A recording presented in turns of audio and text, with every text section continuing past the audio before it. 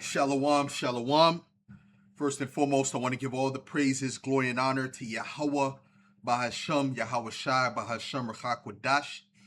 Double honors to the apostles and elders of Great Millstone. Salutations. Much love and respect to you, Akim, out there pushing this word out in truth and sincerity. This is your brother Chaya Napash coming at you with another lesson. And this lesson is going to be entitled War Tax, Rationing, and the MOTB. Okay, because as we were doing camp yesterday, the conversation led to me speaking about rationing and the war tax, and that's definitely something to look forward to in the coming times, right? Because war is very expensive, and you already know these elites are not going to use their own money for the war. Okay, at least not in the way that people spend money, to buy goods, right? What the elites do ultimately is they loan money to both sides, right? And they make money from the war as well. Okay, but when it comes to financing the war, they're going to turn to you people, you regular everyday Americans, you regular everyday citizens of your countries. Okay, and that's what they did in the world wars. So with that, they could also bring in the MOTB, okay, through the rationing, right, and through the the making sure that nobody's getting more than what they're supposed to get, okay, and the and making sure everyone's taxes are paid. You know what I'm saying? Yeah, they could definitely use that angle. Okay, so I'm gonna play this. All right, and then after I show you a couple videos, we're gonna go through what the chat has to say.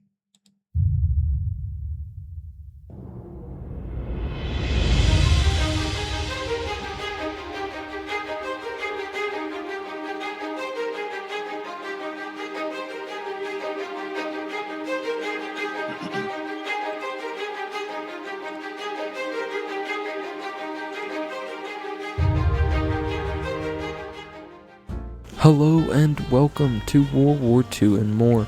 Today we're going to be discussing rationing in the United States during the 1940s. In the early 1940s, the United States sent hundreds of thousands of supplies to the United Kingdom, and after the United States entered the Second World War in 1941, hundreds of more items would be used to support not only US troops but other Allied countries as well. The first rationing came only a week after the attack on Pearl Harbor in December of 1941. It was in January of 1940 and December rationing came only. It says this is something.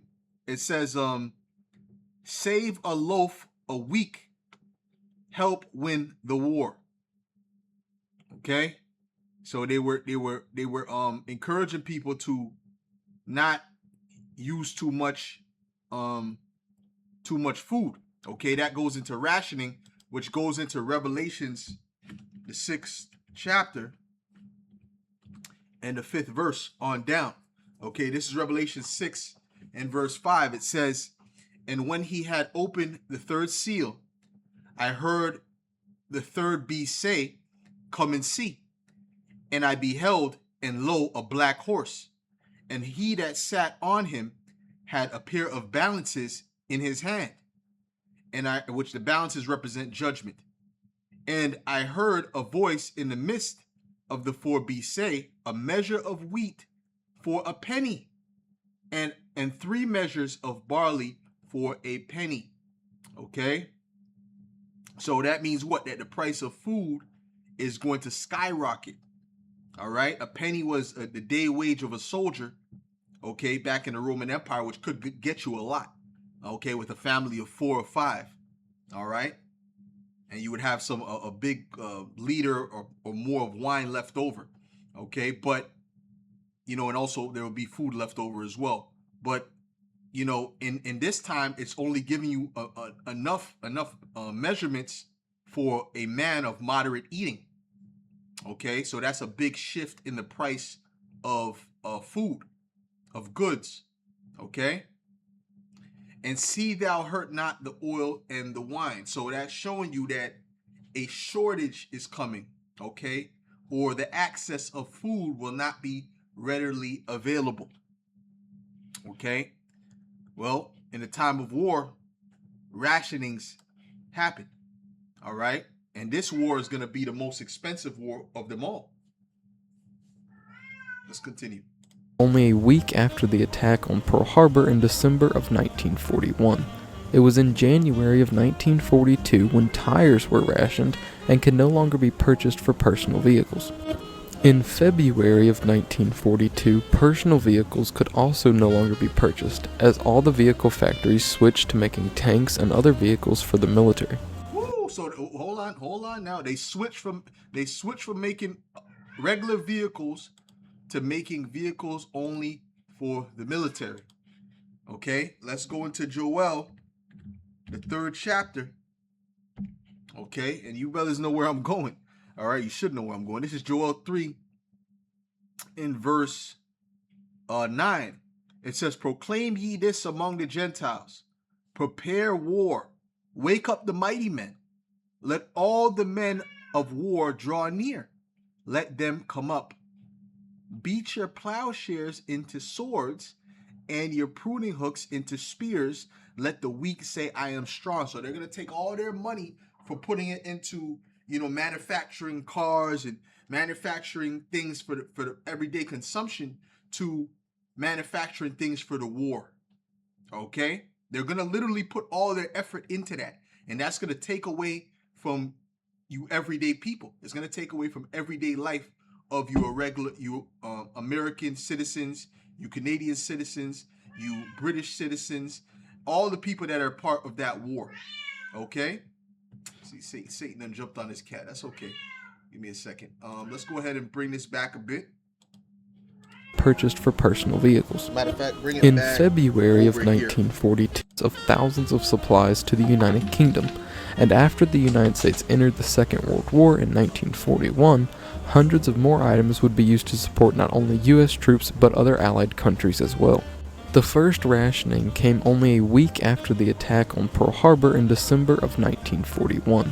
It was in January of 1942 when tires were rationed and could no longer be purchased for personal vehicles. In February of 1942, personal vehicles could also no longer be purchased, as all the vehicle factories switched to making tanks and other vehicles for the military. In May of 1942, gasoline also started to be rationed. That same month, the first food item, sugar, was rationed. So that's it. So you see that it's happening quick. Okay, you see that it took a matter of months, and each month there was more and more being rationed. More and more things were taken away from you. Okay, all right. So so expect it to be similar to this, except they're gonna come in with what a digital system eventually. Okay, right, and the MOTB. Then later in 1942, coffee was also rationed. In March of 1943, items such as meats, fats, cheese, canned milk, and canned fish were all rationed. Later on, items such as shoes and clothing would even come to be rationed. Throughout the war, newspapers, radio stations, and magazines all shared tips on how to ration and stretch out food. The United States also started the Victory Garden campaign. This was a campaign to encourage American citizens to make their own gardens to grow fruits and vegetables.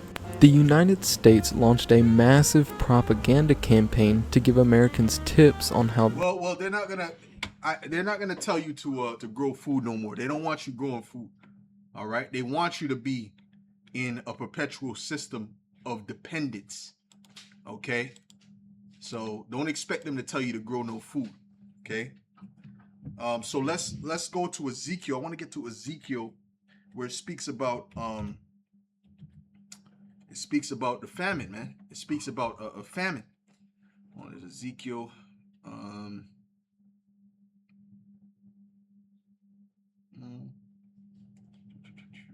think it's Ezekiel 5.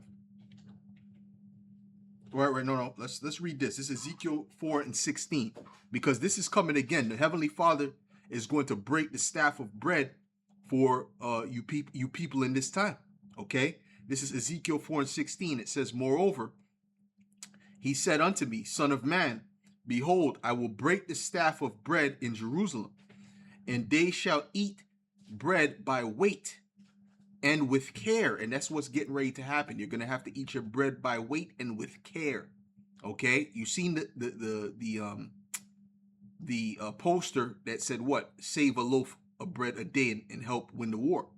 Okay, and they shall drink water by measure. Even the water, okay, is going to be hard to come by.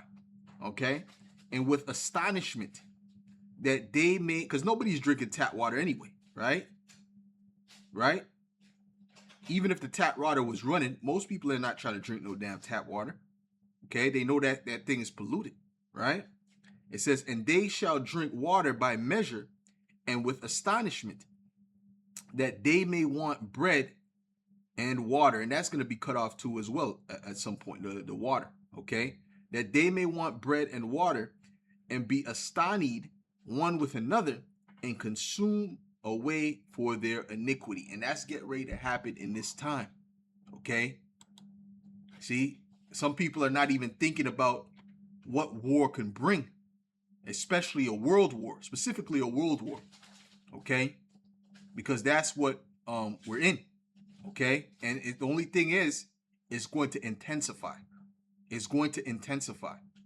Okay, and you see how fast it went from you being able to do whatever you want to we're rationing car wheels, okay, car tires rather. We're rationing cars in general. We're rationing gas. We're rationing milk. We're rationing eggs. We're rationing this. We're rationing that, to the point where what, they have total control. All right, and that's what's coming back. But this time they're going to offer you, or they're going to force you, if you want to be a part of their system, they're going to force you to take that MOTB, that mark of the beast. Let's go ahead and get that real quick in Revelations, the 13th chapter, man. Let's pull that up on deck. I'm gonna pull it up on deck. I'm not even gonna read it right now, because guess what? I'm gonna show you another video that's going into the programmable money. But let's go ahead and play that. Let's continue playing. They could help the war effort. Some of these tips included canning your own vegetables, recycling, carpooling to save gas, making your own garden, and even supplementing and using less of items such as meat and sugar. Rationing was something that most Americans accepted as a must in order to help the soldiers get the food and supplies they needed, and the United States did everything they could to help citizens understand why rationing was necessary. This was something else that was heavily put in magazines and newspapers. Ration books first appeared in May of 1942. This first book, nicknamed the Sugar Book, was something very new and confusing for the American citizens. The British had already been rationing for some time, so the United States designed the rationing program similar to the United Kingdom's.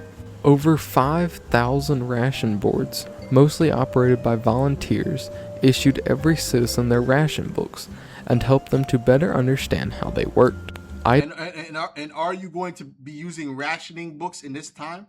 No, you're not. Okay? They're going to give you what? A digital system for this. All right? It's not going to be no book where you get your you can take out a coupon or whatever to or a card to get your rationings. No, you're going to need to have, it needs to be digital. Okay, so that they can ensure that you're not getting two shares. Oh, they're going to sell it to these people, and the majority of the people are going to take it. Okay? Understand how they worked. Items such as sugar was rationed depending on how many members you had in your household. In each book there were different types of stamps. Some had drawings of airplanes, tanks, and guns. Others had drawings of wheat, and some were colored. Some stamps had different numbers and letters on them. A certain amount of stamps could be used from one date to another date. Then the next section of stamps would be used. Every store and merchant were required to have a ration board that displayed all of the items and the number and type of ration stamps that were required for certain items. Each type of stamp could be used for different items, such as red stamps could be used for meat, or let's say you wanted to buy a can of peas, you may need 6 tank stamps. Ration stamps were used to ensure everyone got what they needed and everyone got a fair share. Which they don't need this anymore. This is done. They don't need the ration stamps to see who's getting what they're supposed to get based upon the stamps that they have. Matter of fact, I'm going to read Revelations now. This is Revelations 13 and verse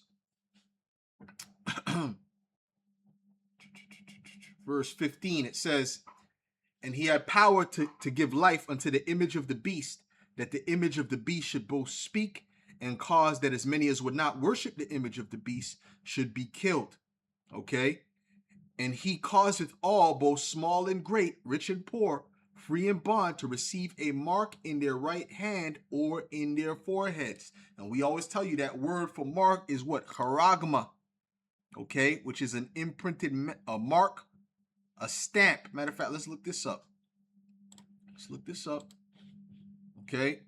Charagma, a stamp, an imprinted mark, something physical.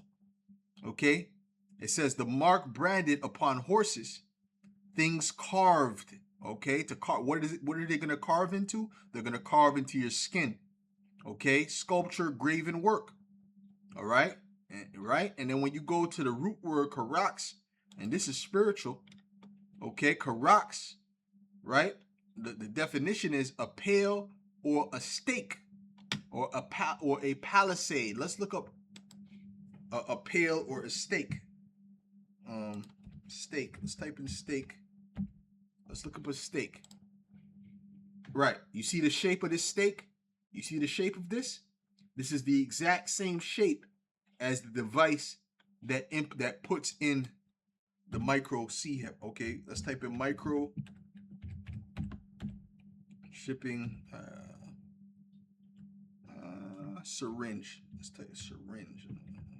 Syringe. Okay, syringe. Okay, that's correct. Okay, injector. There we go. Okay, look at the shape of this at the end.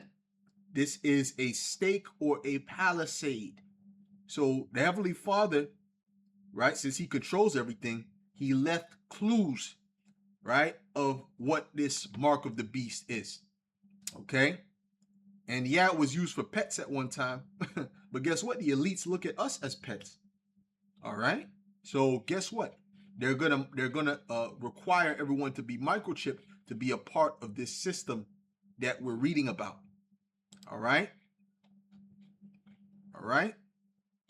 So let me read this again. It says, "And he causeth all, both small and great, rich and poor, free and bond." And we know who's pulling the strings of everything that's going on here. Okay, even when it comes to world war, they say that all wars are bankers' wars. Okay, all right, because this all plays into their hands anyway. Okay, world war has always that always worked, you know, in their favor when it comes to their plans. Okay, when it comes to world domination. All right, because watch, I'm going to show you. Well, I'm going to show you what happened during World War II. They gained more control. All right? They gained more control. Okay? So, it says, "And he causeth all, both small and great, rich and poor, free and bond, to receive a mark in their right hand or in their foreheads. And that no man might buy or sell," you won't get your rations, okay, "save he that had the mark or the name of the beast or the number of his name." So you're going to need to get that RFI to the D chip, okay, in order to get your rations. You see? You see how they could implement that? Okay? Using chaos. This is how they work. Auto app KO. Okay, so let's continue and listen on. were used to ensure everyone got what they needed and everyone got a fair share. Every member of the household got a ration book. To get a ration book, the family member would go to a ration board and get a ration book assigned to them with their name and address on it. The United States government did absolutely everything they could to get citizens to understand that they should never sell or trade ration stamps, and they should never pay over the listed price amount for food items. The OPA, or the Office of Price Administration, was in charge of issuing and maintaining the stamp price amount for each item. Whenever the amount of stamps needed for certain items changed, the OPA would notify all stores and ensure all ration boards in those stores were changed to display the proper amount of stamps required for each item. Some items, such as fresh vegetables, were not rationed and were widely available to purchase without ration stamps. Gas was also rationed, and special gas stamps were needed to purchase gas. But due to the amount of fuel needed for the war effort, gas was scarcely available. By the time the war ended in 1945, most of the rationing restrictions had been lifted. In fact, the only item after 1945 to still be rationed was sugar, but in June of 1947, it was no longer rationed either. However, some countries, like the United Kingdom, had to keep rationing through the 1940s. The last food rationing in England was ended in 1954, almost 9 years after the end of the Second World War. If you would like to learn a little bit more about rationing in the United States, check out the original rationing video from the 1940s on our YouTube page. And guess what? The rationing, in their mind, they want that to continue perpetually, okay, for the lower class of people, okay, which is the rest of the world that's not of the elite. All right. So let's go here and let's see what he has to say about programmable money. Explain what the control grid is, what it looks like, and what it means. So the control grid is a process or an infrastructure that allows digital technology to be used to assert phenomenal surveillance and control of people. Yes. And at the very heart of it is what I call programmable money. So it's money that is no longer just a currency. It's money that comes with a set of rules that can be surveilled and enforced. So imagine back in the pandemic. Oh, you can't. We have to do this because we have to make sure everyone is getting their rations. This is to make sure that nobody's skipping the line, right? You know, and then you may have those stupid Trumpers, those stupid MAGers talking about yeah, that's right.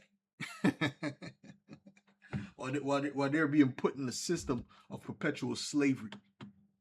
If your money, if I said, okay, you've got to lock down and your money won't work. These Edomites are truly low IQ, man. Truly.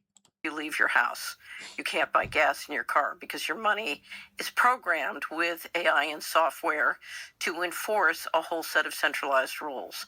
And programmable money allows the bankers who've been running monetary policy to now control fiscal policy and essentially replace legislatures and executive branch by making and enforcing the rules through the money. Now that requires a large infrastructure of surveillance. So you need digital IDs, and then you need the hardware locally and globally to do the surveillance and implementation. So for example, if you look at the local hardware, and now people are seeing it, now that it's material, they're beginning to see it snap into place.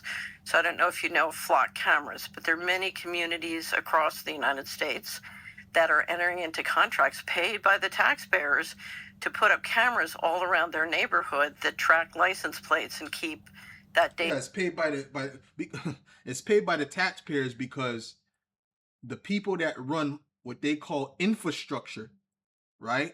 Which sounds like it benefits the people because it is dealing with the things that that everyone has access to, so to speak, right? But really, who owns those infrastructure companies are the elites, right? And those infrastructure companies, it sounds like it's for your benefit, right? They get funded by the government through your tax money, and they decide what's important to put in place.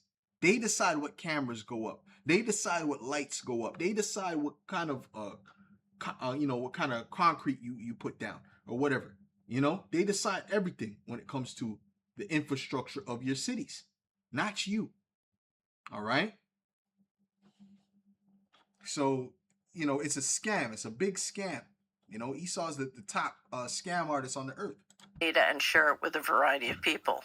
Or you have the FCC is trying to overrule local controls on cell towers, so they can literally put cell towers every 400 to 700 feet so that they can have the kind of invasive surveillance you need. Or you have satellites now that can literally beam in Wi-Fi, so that whether you have Wi-Fi in your home or not, they can start to track you.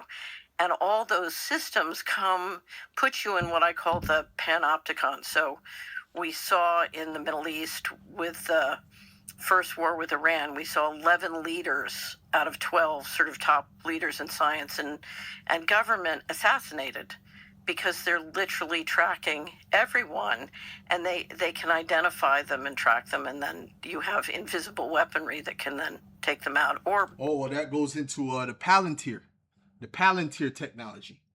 Okay. Can identify missile strikes. So may I ask you, so you're talking about the 12-day war against Iran in June of 2025. Correct. We were led to believe, just as newspaper readers or news consumers, that those 11 Iranian officials were targeted with human intelligence. That Israel had spies inside of Iran, but you're saying that was done digitally. I would assume that that's probably true, because you always want to get human confirmation of what the systems are telling you. It's always better if you have both. But we are now moving into building out the kind of surveillance systems that can literally track, identify, and integrate with not only our existing weaponry, but ultimately autonomous weaponry. So let me step back. You've got three parts to the control grid. One is the local hardware and infrastructure, and that includes the data centers. Because the data, I thought those were for AI. They are. Because if you look at what it takes to apply the equivalent of a social credit system to people's money, so the social credit system I apply to you is different than the one I apply to me. And if you look at the data I need to track you and test whether or not you're following the rules I've given you and enforce those rules, it's an explosive amount of data, particularly because you're looking not just at financial control, but spatial control. So what is AI good at, Tucker? AI is spatial control, movement control. Yeah, so turn off the car. So Congressman Massey is trying to kill the kill switch in your car. That's because spatial control means I can turn off your car, or I can set it so your money won't work more than a mile from your home or a 15-minute city. So you're not allowed to leave your 15-minute city, and your transportation and your money won't work outside of that area. So let me step back. So what is AI good at? AI is very good at tracking things that can be expressed mathematically. And financial transactions and spatial movement can be expressed mathematically. And so what the AI centers are for primarily is to build that digital control grid and to manage that data. So, and now it can be used for many other purposes too. So it's not just going to be used for control. But to me, that's the primary purpose. And that, if you look at the cameras, if you look at the cell towers, if you look at the satellites, and then the AI, the data centers, those are all component pieces of the local hardware. All right. So you heard what she had to say. Okay. And that was on point. All right. And that's the type of system that they're bringing in. Okay. That's the type of system they're bringing in, where they can control your movement, control what you spend your money on. All right. And this is why we need Yahweh Shai to come back and to deliver us from the hands of these unreasonable people. Okay. These wicked, evil men. All right. Let me get Isaiah, the 10th chapter, because this is what they're trying to bring in, man. And this is what, by any means, even, Aaron Russo said the final goal, the final thing they want to do is to microchip everyone. All right. And then Alex Jones said total control. Okay, so this is Isaiah 10:1. It says, "Woe unto them that decree unrighteous decrees, and that write grievousness which they have prescribed." And Esau only knows to put out unrighteous decrees because there's no righteousness in him. Okay, it says to turn aside the needy from judgment and to take away the right from the poor of my people, that widows may be their prey, and that they may rob the fatherless. Okay, and they're gonna rob you of your rights. They're gonna rob you of, your wages. Okay, so let's go to the chat. See what the chat has to say. Okay, I'm gonna switch gears here. Let's go to the chat. Okay, perfect. All right, so let's read this. It says, what was the war tax in World War II? During World War II, governments needed enormous amounts of money to pay for soldiers, weapons, ships, aircrafts, and supplies.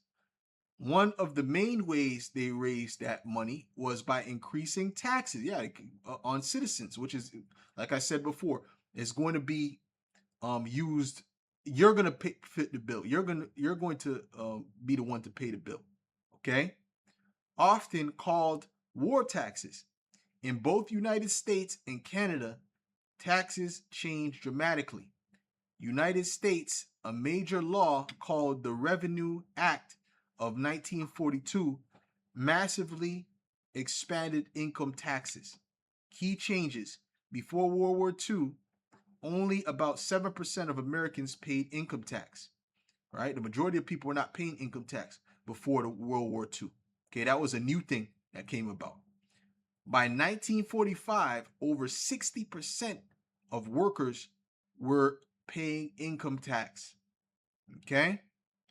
The lowest bracket, 19%. The highest bracket, 94% for extremely high income. So up to 94% was being taxed was being taxed. Over 94%. Okay? And like I said before, this war is going to be the most expensive war out of all the wars. So let that sink in. Another important change, payroll tax withholding, was introduced in 1943. Employers started taking tax directly out of paychecks, which is still how taxes work today, which is wicked. Okay, which is completely wicked and evil. Okay, that's why you see a check, it's supposed to be $1,000, and then when you get it, it's $800 and something. Okay, it says Canada also introduced an expanded income tax during World War II through measures like the victory tax and wartime income tax increases. Right, effects in Canada, and notice all of these people, they still have it. Okay, they still have those taxes. Okay, Canada, they still have the taxes. America, they still have the taxes. I'm sure UK still has the same income taxes. Okay? You understand what I'm saying? It says more citizens had to pay income tax than ever before. Obviously, it wasn't at the same level as this, but it's not at the same level as it was, but they might have brought it down, but they never, since they brought it down, it's only been going up since then. It's been on an upward trajectory since then. Okay? It says more citizens had to pay income tax than ever before. Tax rates increased to fund the war effort. Citizens were encouraged to buy victory bonds to lend money to the government. How war taxes affected people's incomes. Less take-home pay. A large portion of wages to the government. Higher prices. War created shortages of material and goods. All right, so the prices of the goods went up because of the war tax. Okay, rationing. It says rationing. Okay, gasoline, sugar, meat, rubber, clothing. We went into that. Okay, it says employment skyrocketed. Factories were producing tanks, planes, ships, ammunition. Millions of people who had been unemployed during the Great Depression suddenly had jobs, but they were getting taxed up the wazoo. So them jobs, they were barely surviving with those jobs. So the paradox, so imagine now, people are barely surviving now. So imagine if something like this happens now. Come on, man. It says, so the paradox was taxes, prices, but jobs and wages are also increased. How world wars affect first world countries. When wealthy or industrial countries go to war, several major things usually happen. Massive government spending, right? Which we know that, Okay, governments often raise taxes, borrow, and they raise it significantly. Okay, not raising it by 1%. They're going to raise it significantly. Borrow money, print money. Yep, they're going to borrow a lot of money, and who's going to get the debt? The international bankers. Okay, it says economic mobilization. Industries convert to military production. Right, we just heard about that in the video that I played. Okay, inflation. War often causes inflation, and inflation is already crazy. All right, technological advances. Yeah, okay. Debt explosion.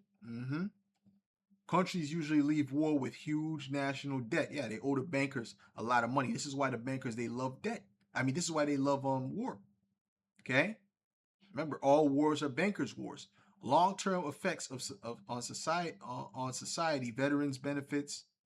After World War II, many Western countries created stronger social systems, veterans benefits, housing programs, education programs, economic rebuilding plans like Marshall Plan. No, and they're not going to do anything that's going to benefit you people.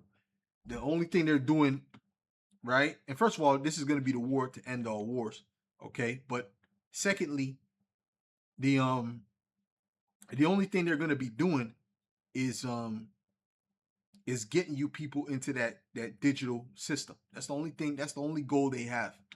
Okay, that 15-minute city system, that programmable money system. All right, where you'll get credits every month, and if you go against what they want you to do, you're gonna lose certain credits. You're gonna lose certain access. A complete 100% slave. Okay, so that was the bottom line, man. With that. Next thing I asked was, how could the digital identification system be introduced with rationing and war tax if the U.S. and Iran war escalates? It says step 1, emergency war legislation. First thing he's going to do is sign an emergency legislation like the Emergency Price Control Act of 1942. Okay? It says freezes prices, limit purchases, control production, ration goods. Okay? It says step 2, resource shortages trigger rationing. Okay, rationing is coming. We went into that. Okay, step 3, registration of the population. Right, to make rationing work, governments must track who gets what. And how are they going to do that? Through that digital system. Okay, the MOTB, the mark. In World War II, Britain, the government created a national register and issued identity cards through the National Registration Act 1939 to manage rationing and population records. Now I'm wondering, just something I'm thinking about. I'm not saying this prophecy or anything, but something I'm thinking about is that what if, Esau implements the chip, and it's the people that get the chip that's going to have to automatically register to be drafted. I'm just a thought. That's a thought I'm throwing out there, And then since we're not taking the chip, we ain't a part of that shit. Okay. It says the register helped authorities know how many people needed food, distribute ration books, control labor, and military mobilization. How this would look today: digital ID, your identification could be linked to driver's license, passports, tax ID, social security, smartphone, wallet. None of that is going to be relevant. It's all going to be on that chip. Digital rationing, ration tokens, all of it's going to be on the chip, like I said. It says war taxes would likely happen at the same time. Higher taxes, higher income tax, new payroll deduction, national defense bonds, temporary solidarity taxes. Okay, they're gonna try to make it sound cute, but no one's gonna be going for it because people don't believe in this system anymore, man. They're finding out you guys are PDF files. They're finding out all kind of wickedness about you. They're not believing in the system. It says why digital systems would be attractive to governments. Real-time control, track fuel consumption, monitor supply shortages, see, adjust ration limits instantly, right? So they don't need those stamps anymore, man. Okay, less fraud, and they're gonna show you. They're gonna tell you that centralized planning. Okay, governments could redirect resources to military, hospitals, critical infrastructure, so on and so forth. Would this happen immediately? Probably not, unless the war became very large. Rationing historically only happens when supply chains collapse. Come on, man. That's gonna happen. Matter of fact, that's happening now to some extent because of the Strait of Hormuz. Okay, military demand consumes most resources, and that's what's going to happen. That's what's going to happen. What do you think, man? When this becomes World War III, when this becomes at the height of World War III, that's what's going to happen. Okay, inflation becomes extreme. You see, that's where you get into hyperinflation, where you leave your house and a bag of chips is $3, and then the next day it's $8. Okay, you go to a restaurant, it doesn't have any price on the menu because the price is constantly changing. So the steak, depending on what time it is, could be $80 or it can be $150. Yeah, man. Says the bigger pattern of modern wars. But anyways, whatever, man. We're not dealing with modern wars. This is going to be World War III. This is going to go back. This is going to be, we're in a world war, okay? It only has to intensify. Whether it cools down or not, once it intensifies, it's still going to end up being a world war. All them different players are going to end up being drawn into the valley of Yahweh Shaphat, okay? So anyways, that's all I had to say, man. Lord willing, this was edifying to the elect. I want to give all the praises, glory, and honor to Yahweh, Ba'ashem, Yahweh Shai, Ba'ashem, HaKodash, the large to the apostles and elders of Great Millstone. Salutations. Much love and respect to you, Akim, out there pushing this word out in truth and sincerity. Shalom.